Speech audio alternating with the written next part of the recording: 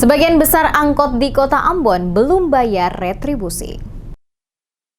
Sebagian besar kendaraan angkutan penumpang dan barang yang beroperasi dalam Kota Ambon ditemukan belum menyelesaikan berbagai kewajiban pembayaran berupa retribusi terminal, izin trayek, dan retribusi pengujian berkala kendaraan bermotor. Demikian penegasan Kepala Dinas Perhubungan Kota Ambon, Robi Sapulete, saat memberikan keterangan dalam pelaksanaan kegiatan sweeping yang dilakukan Dinas Perhubungan Kota Ambon, dibantu oleh Satlantas Polresta Pulau Ambon beberapa waktu lalu. Dikatakan Sapulete, tujuan utama dari sweeping ini adalah Dinas Perhubungan ingin memastikan bahwa setiap kendaraan angkutan umum dan barang yang beroperasi dalam Kota Ambon wajib dinyatakan layak beroperasi. Selain itu juga semua pihak kendaraan dipastikan telah memenuhi kewajiban untuk membayar retribusi yang menjadi kewajiban mereka. Langkah ini juga guna memberikan jaminan keamanan dan keselamatan bukan saja bagi pengemudi, tetapi juga masyarakat yang menggunakan jasa transportasi umum.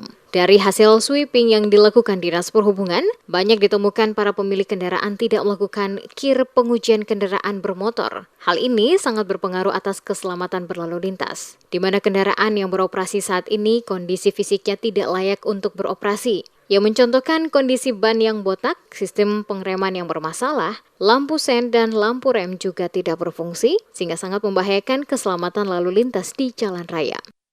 Ternyata sebagian besar kendaraan yang beroperasi di Kota Ambon ini belum menyelesaikan kewajiban mereka seperti retribusi kalau angkutan penumpang umum itu retribusi terminal, kemudian retribusi izin trayek, dan retribusi pengujian berkala kendaraan bermotor itu yang belum mereka selesaikan.